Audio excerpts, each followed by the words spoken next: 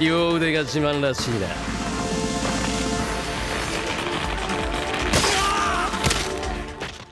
Hello everyone.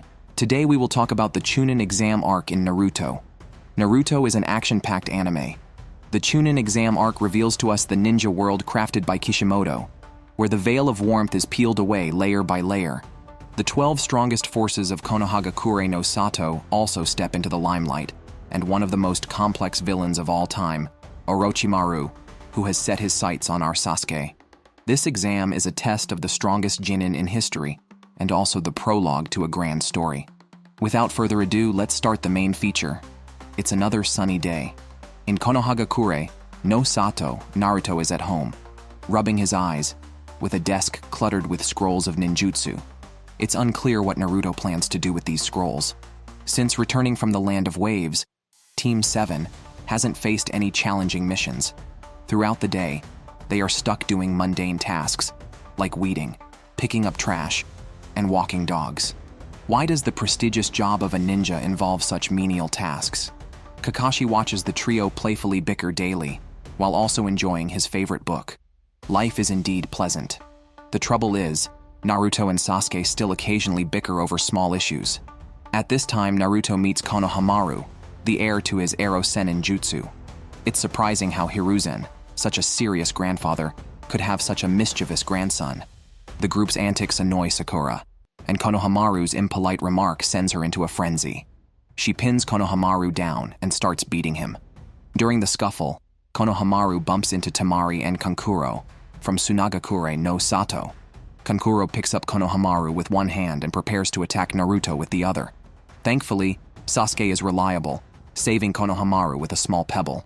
The mysterious Gaara appears, sporting a buzz cut and carrying a gourd, looking very stern. His sudden and elusive movements startle Sasuke. Clearly, there is a significant gap in their abilities at that time.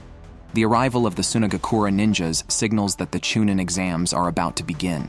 Team 7 is clueless about the news, still lost in confusion. Inside the Hokage's office, Kakashi, Yui Kurenai, and Asuma have already recommended their students for the Chunin exam. Ninjas from Tsunagakure and the Sound Village have also come to participate, but Naruto and his team are still unaware of the Chunin exam. Hiruzen decides to hold a preliminary test to get Naruto and his team accustomed. Kakashi's actions are always so hasty, lacking any sense of ceremony. He hands the three students 3 Chunin application forms. Both Naruto and Sasuke are excited, but only Sakura starts to feel insecure about her abilities. Iruka-sensei underestimates his former students' capabilities and volunteers to test their strength. As expected, Naruto rescues a hostage, Sakura sees through a genjutsu, and Sasuke ends up beating up the teacher. The trio successfully passes the preliminary test. Lee, the strongest genin of the early period, is about to report in. However, his embarrassing entrance mirrors that of our protagonist, Naruto. In front of the Chunin exam classroom, he stylishly blocks Sasuke and the examiner's duel, and then with one hand outstretched, he asks Sakura out. Unfortunately, his odd behavior, combined with his green outfit, leaves Sakura and everyone else stunned. Without a doubt, he is rejected. The reason? Lee's eyebrows are too thick. Immediately, Lee decides to duel Sasuke, proving that he is the top genin. Feeling left out, Naruto finally can't help but join in the excitement. Unsurprisingly, Naruto gets knocked against the wall by Lee.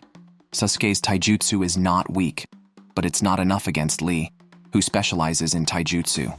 Under a barrage of continuous combos, Sasuke is overwhelmed and gets punched hard in the face, sending him flying. This causes Sakura to scream in shock. Sasuke, carrying the pride of the Uchiha clan, always overestimates his abilities. His strong ego, coupled with continuous defeats, inevitably leads to frustration. Sasuke activates his Sharingan, thinking he can see through all ninjutsu and genjutsu. Unexpectedly, Lee, who specializes only in taijutsu and does not use ninjutsu or genjutsu, confidently charges at Sasuke, only to defeat him again. Though Sasuke's eyes can predict Lee's movements, his body can't react in time. Suddenly, Sasuke is kicked into the air, and then Lee quickly moves to Sasuke's blind spot behind him. Lee then unwraps his bandages, Determined to prove his ninja way, that effort surpasses talent. Unfortunately, Lee's teacher Guy arrives, saving Sasuke in the nick of time. A turtle spits out a windmill, securing the bandages. Lee earnestly apologizes to the turtle on the ground. Everyone is stunned, and the tense atmosphere suddenly dissipates. Could it be that the senior student's teacher is actually a turtle? Certainly not. Guy makes a sparkling entrance on the back of a turtle, amidst a cloud of smoke. Appearing like an enlarged version of Lee, it's Guy. I truly wish that smoke would never dissipate. It's quite a sight that might hurt the innocent eyes of children, with his watermelon-shaped head, thick eyebrows, green clothes, and a fondness for showing off his gleaming large teeth. He is Kakashi's good companion. Guy. The turtle is clearly just a summoned beast, and its utility is really quite limited, serving as a messenger and a stepping stone. It seems that's all it is used for. After a self-indulgent chat between master and pupil, Guy and Lee, they hurried off to register. Sasuke's negative emotions surfaced. On the way to the Chunin exams, Sasuke encountered many strong opponents, Gaara and Neji, and the recently victorious Lee. But after Naruto's taunts and factual talk, Sasuke's competitive spirit was ignited. Feeling confident again, he led Naruto and Sakura to register with great confidence. In the registration classroom, Team 7 felt the strong aura of ninjas from various countries for the first time. Of course, this was just the Genin aura. As the atmosphere tensed, Ino rushed out and embraced Sasuke. Greeting him enthusiastically, Shikamaru and Chuji were also nearby. This is the trio Naruto jokingly calls the idiot trio. Shikamaru wasn't upset. Since he hates trouble, Shino, Hinata, and Kiba also came over to greet. Hinata is really too shy. Kabuto, the cunning secondary villain, also appeared. He had taken part in 7 Chunin exams, naturally becoming a guide for everyone. Kabuto's commentary made the newcomers feel the tension of an impending major battle. While everyone was feeling suppressed, our Naruto was not one to follow the usual paths. Pointing at foreign ninjas, he loudly declared his challenge. "I am Naruto. I will not lose to you." Truly fearless. The first round of the Chunin exams. The examiner was Ibiki, and the test content turned out to be academic. It looked like an exam, but in reality, it was a battle of wits and cheating. Everyone displayed their talents. Kiba was the first to start, with the help of Akamaru, writing as if divinely inspired. It shows how important it is to master a foreign language. Sound Ninja cheated by listening to the sound of the strokes. Shino's bugs were indefensible. Neji's Byakugan and Sasuke's Sharingan were supreme tools for cheating. Sakura, true to her reputation as a top student, wrote directly without any tricks. Ino, knowing Sakura well, used the mind transfer jutsu to control Sakura and copied the answers. Unexpectedly, the usually serious Gaara was not good at studying either. Fortunately, his eyes were also useful. Everyone was busy. Only our Naruto still had time to talk with Hinata. At the end of the exam, Ibiki posed the 10th question. You could choose to answer or not. Not answering meant disqualification, but answering incorrectly meant being banned from taking the Chunin exams forever. Many who couldn't handle the pressure raised their hands to give up. Unexpectedly, Naruto also raised his hand. Was he giving up? This action surprised and puzzled those who knew him. But the next second, Naruto slammed his hand down on the table, yelling loudly, "Don't underestimate me. I will not flee from the battlefield, even if I remain a Genin forever." Indeed, he never lets people down.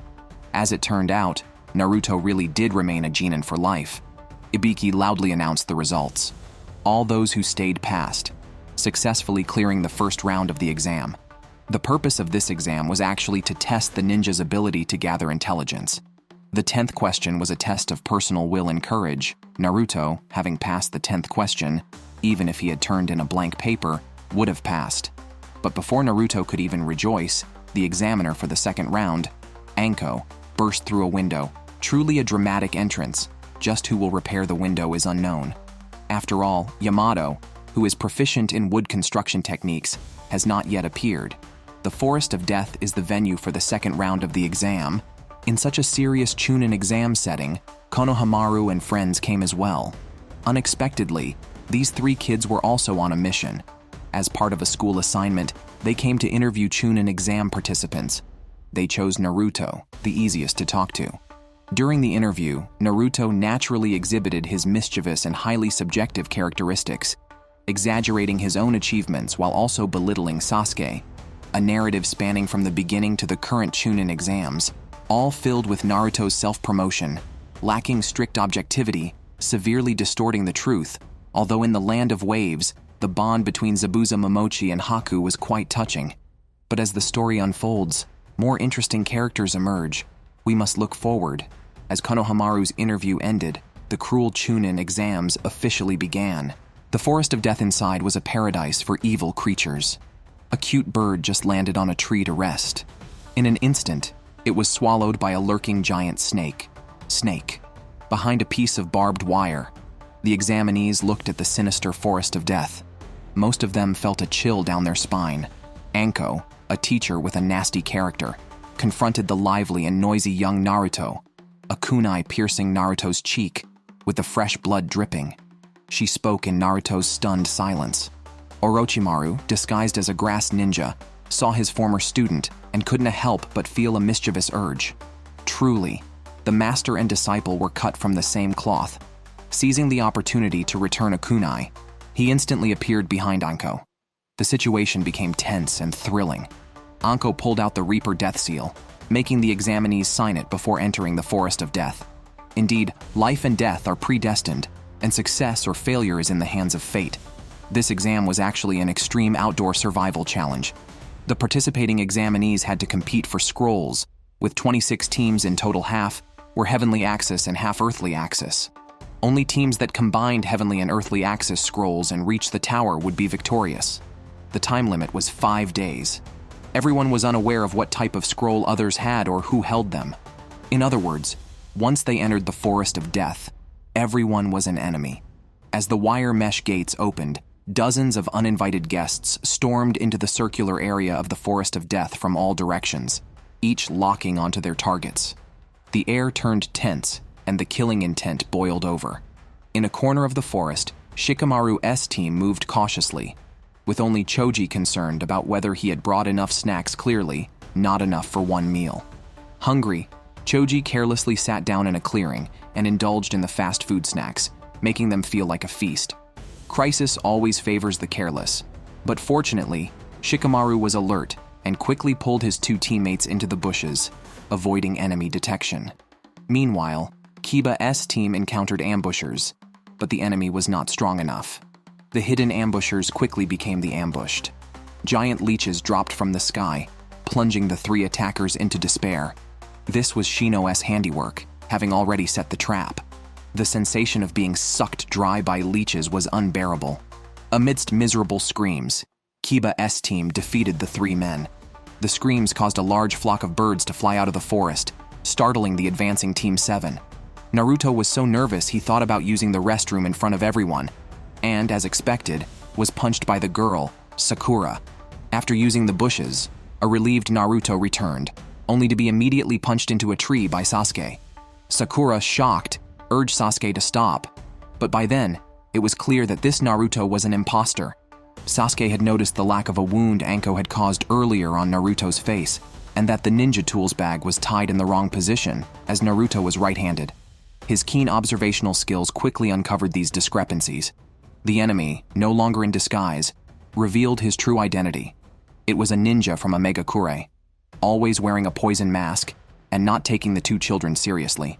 Sasuke launched the first attack, hurling small fireballs at the enemy, but the enemy easily dodged them. The two engaged in close combat with sparks flying from their kunai. During the fight, Sasuke saw Naruto tied up like a dumpling and threw a kunai to rescue him. But this exposed a vulnerability. The masked ninja pressed forward with a kunai, demanding the location of the scroll. Just then, Naruto arrived, and the masked ninja attempted to withdraw, but was unexpectedly hit by a kunai stuck to the ground with Sasuke's chakra. During the battle, Sasuke reminded his teammates to watch out for any hidden allies of the enemy, as this was a fight to the death. Fortunately, this person had come alone. The injured masked ninja fled in haste. After the small-scale ambush battle, Sasuke held a debriefing. At this time, Sasuke was truly strong. And although he didn't speak much, his actions took care of his teammates. His combat awareness was strong, and he had awakened the Sharingan. To prevent impersonation, they established a password. Unexpectedly, at that moment, a bamboo pole sticking out of the ground exposed their password. However, this was irrelevant, as Naruto, not one for complex thoughts, had not understood Sasuke's complicated password. While the three were still puzzled by this, Naruto's other cheek suffered another blow. Originally born with a cat-like face with 3 whiskers, it was now completely marred. A whirlwind passed, and Orochimaru, disguised as a woman, along with his teammate, made their appearance. In the ensuing chaos, Team 7 also took the opportunity to scatter and hide. Sasuke and Sakura first met up using the password. Then Naruto appeared, smoothly reciting a long passage of the password without a pause. It was an impressive selection indeed. He was successfully attacked by Sasuke with a kunai. The fake Naruto was puzzled. Despite having the 2 facial wounds and reciting a long, complex password, he was still exposed. He didn't understand that Sasuke was very aware that the real Naruto couldn't possibly recite such a long password. The enemy didn't expect that their exposure was due to a team member who couldn't remember the password. The imposter stuck out his long tongue and licked his lips, not expecting that his own cleverness would be outsmarted by a junior. He transformed back into Orochimaru, now identifying as a ninja from the village of Grass Ninja. As for our Naruto, he was the first to confront the damage caused by the earlier whirlwind, now resting under a large tree. Upon waking, Naruto first saw a python and struggled briefly before being swallowed, nearly ending the entire drama. Orochimaru's mouth is truly a storage cabinet. He swallowed the earthly axis, enticing Sasuke and Sakura to come and steal it. With his scientific spirit, he is very interested in Sasuke. Orochimaru slightly pulled on his own eyelid, and his terrifying pupils burst out with astonishing murderous intent, instantly immobilizing Sasuke and Sakura. Sasuke, locked by the murderous aura, kept encouraging himself, struggling to pull out a kunai, but he still couldn't stand up from the ground. Finally standing, Sasuke saw Orochimaru casually throw a kunai, but he just couldn't dodge it. This was an overwhelming display of strength. Without sufficient ability, it seems a bloody price must be paid. On the other side, Naruto was at a critical moment, though not really urgent, since the Kyuubi was bound to emerge sooner or later. If the house was going to collapse, where would he, the tenant, live? Moreover, Naruto didn't need the Kyuubi at this moment. Thinking he was about to die inside the giant snake, Naruto thought of many people, but it was Sasuke who ultimately inspired him. Remembering that their duel had not yet concluded, Naruto's fighting spirit soared. With a shout of Kage Bunshin no Jutsu, the python was literally blown apart, and Naruto, covered in digestive fluids, emerged in disarray. Sasuke stabbed himself with a kunai, the pain dispelling his fear and regaining control of his body. In the nick of time, Sasuke, with Sakura, hid in the forest. However, it was only a temporary escape. Orochimaru was not so easy to deal with. His giant snake easily found their hiding place. Sasuke killed the giant snake, but Orochimaru emerged from the snake's body, covered in mucus, speaking menacing words and occasionally flicking his tongue. His eerie entrance was both frightening and disgusting. Even our Sasuke could not bear it. Orochimaru, transformed into a half-human, half-snake form, pounced towards Sasuke. In a critical moment, Naruto arrived to save the day, making a stylish entrance and boldly stating he forgot the password, very much in Naruto's style. But Sasuke knew, even the 3 of them together were no match for Orochimaru. Thus, he pulled out the heavenly axis, attempting to persuade Orochimaru to spare them. But just as he threw it, Naruto fiercely snatched it away. Displeased with Sasuke's cowardly choice, he was determined to confront the enemy and not run away. Nearby, Orochimaru, naturally not needing the heavenly axis, had other objectives. He was merely interestedly watching the 2 children quarrel. After Naruto declared Sasuke's determination to fight, he bravely charged towards Orochimaru. At that moment, Orochimaru summoned the Thousand Snakes assault on Naruto. Naruto received the first installment of the Kyuubi's rent. His eyes turned bestial red, and his strength and agility greatly increased. Unfortunately, he was still no match for Orochimaru. Recognizing Naruto as the Jinchuriki of the Kyuubi, Orochimaru knocked him down. planning to deal seriously with Sasuke next. Outside the Forest of Death, the examiners found 3 dead bodies of Haku ninja and realized that enemies had impersonated examinees to enter the forest. Seeing the bodies, Anko's expression changed dramatically. She touched her neck, where her once respected teacher had left a mark. Realizing Orochimaru's arrival, she had the Hokage and Anbu troops urgently come to assist, while she went ahead into the Forest of Death to rescue. Despite Naruto activating his enhanced mode, becoming an indestructible cockroach, he stubbornly resisted Orochimaru. Sasuke was shocked by Naruto's sudden display of great strength. Knowing the cause, Orochimaru used the 5-element seal on Naruto, sealing the Kyuubi's power and completely disabling Naruto from fighting. At this moment, Sasuke had been panicking for a long time. He stood frozen in place. Sakura's words inspired Sasuke. He thought of his brother and reignited his fighting spirit, finally beginning his attack. Sasuke and Orochimaru fiercely clashed. Sasuke reawakened his Sharingan, clearly seeing Orochimaru's movement trajectories. After a body flicker technique, Orochimaru transformed into a snake form and lunged at Sasuke, who easily dodged and launched a Kaiten long-range attack.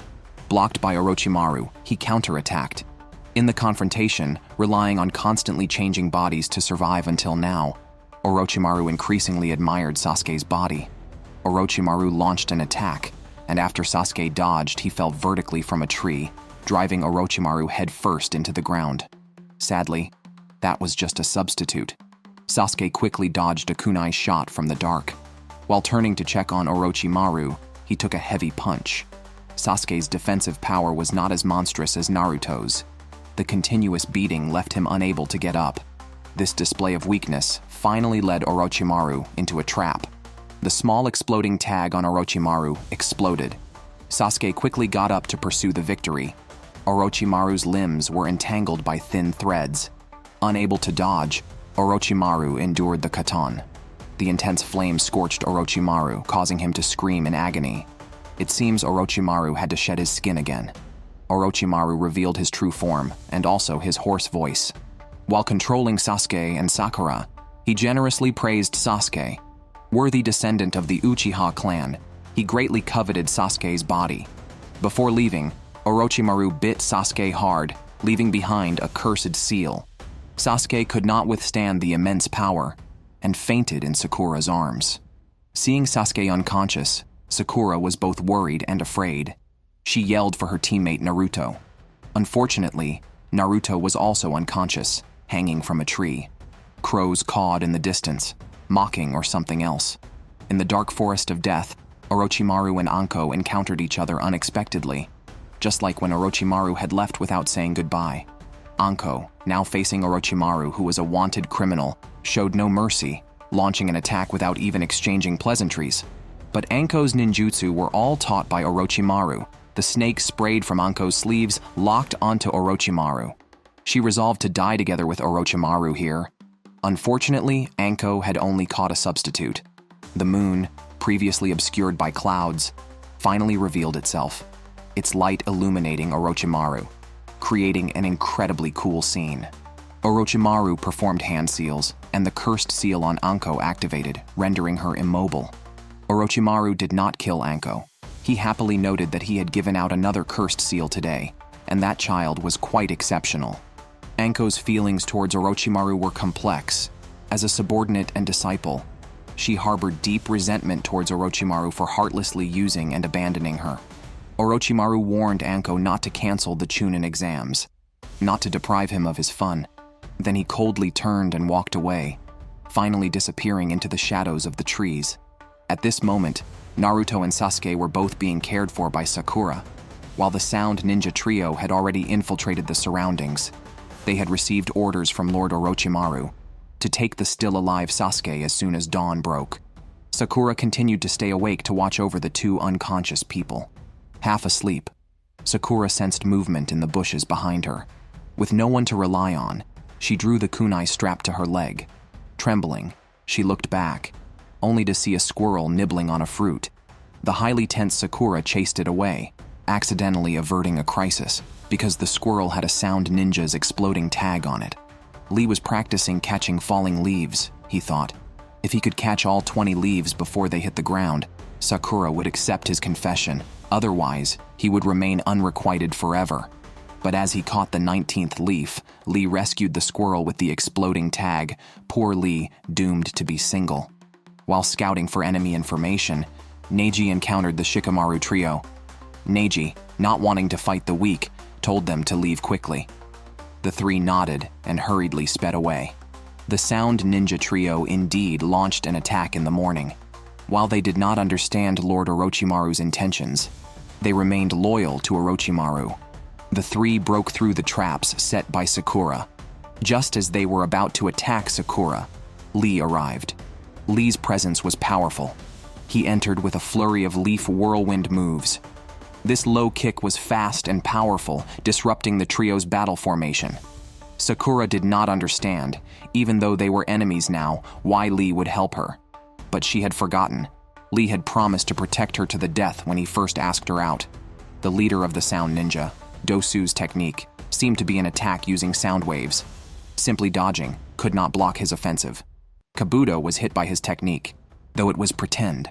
Even though Lee was not weak now, facing the encirclement of the three Sound Ninja, Lee knew it was time to use the secret technique Omoterenka, because this taijutsu caused great harm to the body. So Guy had always forbidden its use. But now the time had come to protect important people. Lee's speed surged, binding Dosu with bandages while causing him to crash headfirst into the ground. But with his companion's help, the originally hard ground became soft like a sponge.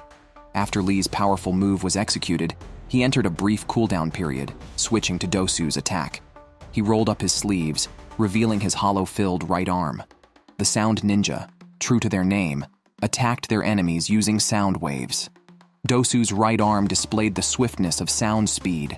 The whizzing figure emitting sound waves harassed Lee's eardrums. Already gasping for breath, Lee could not hold on any longer and knelt on the ground. Unable to endure any longer, Lee began to vomit blood. Blood also came from Lee's left ear, his eardrums apparently suffering great damage. The Sound Ninja's method of attack was very sinister. Seeing that the overall situation was decided, Dosu began to calmly explain the unique weapon on his right arm. Dosu's attack is not a punch, but rather sound. The human eardrum can be shattered by sounds exceeding 150 decibels. The device filled with cavities on his right arm is designed to generate sound waves over 150 decibels. It was this technique that damaged Lee's eardrum, subsequently affecting his semicircular canals and disrupting his balance. This explanation was truly vivid and interesting. He seemed worried that his enemies might not understand. Another ninja, Zaku, was also explaining his special technique. His hands had been modified to freely control ultrasonics and air pressure, possessing the ability to destroy rocks. Dosu managed to escape from Lee's somersault attack because Zaku sent air into the ground, softening the land and thus avoiding a lethal impact. After the explanation, the Sound Ninja trio prepared to attack Sakura, with Lee struggling desperately to block them. Unable to find a way to counter, Lee could only endure the beating. The megaphone-like device completely deprived Lee of his swift taijutsu, leaving him unconscious on the ground. Now, only Sakura remained. In the bushes nearby, Shikamaru, Ino, and Choji had arrived, but were still too timid to intervene. Now, alone, Sakura continued to fight valiantly. Sakura was caught by the last kunoichi, who grabbed her hair, plunging her into a dire situation. Could she redeem herself? When the timid Sakura picked up a kunai, her expression fierce and unyielding as she faced her enemy, Sakura had grown and improved. Holding the kunai, she cut off the long hair that bound her, as well as her timidity and incompetence. Even alone, she was determined to protect Sasuke, Naruto, and of course, Lee. At this moment, the short-haired Sakura looked incredibly cool, finally capable of standing on her own. Recalling how Sasuke and Naruto had desperately protected her, and seeing the grievously injured Lee in front of her, Sakura's forehead protector slowly slid to the ground. She had learned a lot. An ordinary person, without innate talent, without being a Jinchuriki, without the power of a bloodline inheritance, what could she rely on? Only herself. Sakura's awakening came late, but not too late. She wanted to catch up with her outstanding companions, to let them see her upright figure. Using substitution jutsu to dodge an attack, Sakura immediately counterattacked with her kunai. After another substitution jutsu, she dodged Zaku's air pressure attack. The final attack from above did not use substitution jutsu. Sakura endured the enemy's kunai attack, and several kunais penetrated her body, her blood scattering in the air. Zaku, who had thought Sakura would use substitution jutsu to block the attack, was surprised when Sakura, falling from above, turned out to be her real self. The short-haired Sakura was unstoppable, pressing down heavily on her enemy with her body, biting his wrist with her mouth. Heavily injured, this was her only means of attack left.